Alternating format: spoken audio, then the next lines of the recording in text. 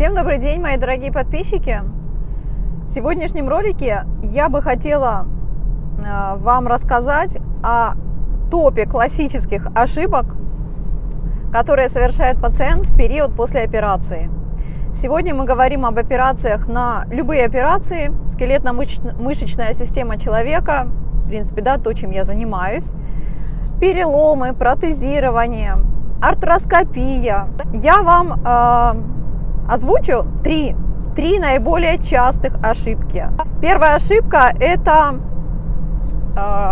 контроль отека в первые дни, в первые недели после операции.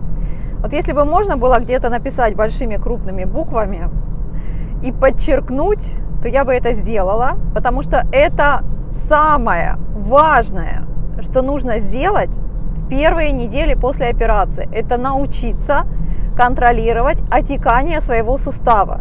Потому что если вы этого не научитесь делать, вот представьте, у вас сустав, да, его травмировали, была операция, начинается отек, воспаление.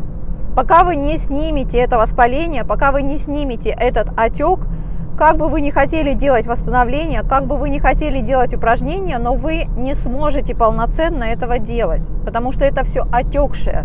Это все вам будет мешать, физически мешать.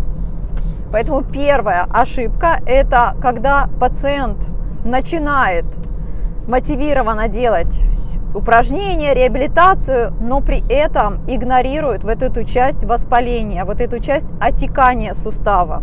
Вторая ошибка по популярности – это контроль боли. Это контроль боли, и особенно это касается, мне кажется, пациентов, которые остаются, опять же, без присмотра, которые восстанавливаются сами по себе, как хотят, да, и то есть, ну, как знают. Контроль боли, на самом деле, это важный момент в реабилитации, потому что если мы не снижаем боль, то, возможно, вы можете сделать чуть-чуть больше, но вы этого не делаете, потому что ваша нервная система вам не дает этого сделать.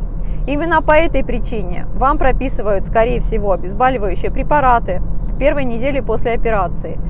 По этой причине, допустим, вторая рекомендация – это прикладывание льда, опять же, с целью снижения боли на последующие несколько часов. И третья проблема, третья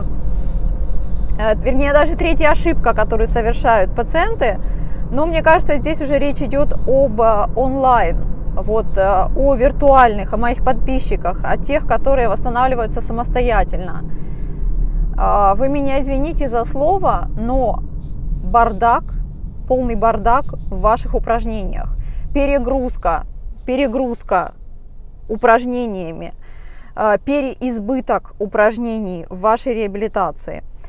Вы знаете, часто, вот как я смотрю, вы делаете слишком много, и половина из этого – это ненужные упражнения, это не адекватные упражнения в вашей ситуации. И я прекрасно понимаю, почему это происходит, потому что на самом деле в наше время вот этот переизбыток информации, он действительно присутствует, этот момент. То есть вы заходите в интернет, вы смотрите там разные каналы, в том числе меня, и тут хорошее упражнение, и вот тут хорошее упражнение, и вот это какое классное упражнение.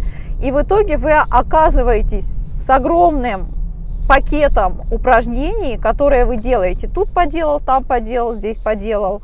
И все это вместе дает очень много. Еще я так понимаю, что многие делают упражнения в течение дня вообще. Вот, да, у вас там есть любимое упражнение, там 30-20 любимых упражнений, и многие начинают их делать в течение дня маленькими порциями, что является большой ошибкой с моей точки зрения, потому что вы, опять же, делая это, вот загружая себя упражнениями, делая, возможно, ненужные упражнения, вы опять же увеличиваете первые две проблемы. Это отек и боль. И это опять же вас тормозит в вашем процессе восстановления. Все, делитесь вашим мнением. Может быть, у вас были ваши ошибки, которыми вы хотите с нами поделиться. Будет здорово, если вы это сделаете в комментарии ниже. Все, всем пока-пока.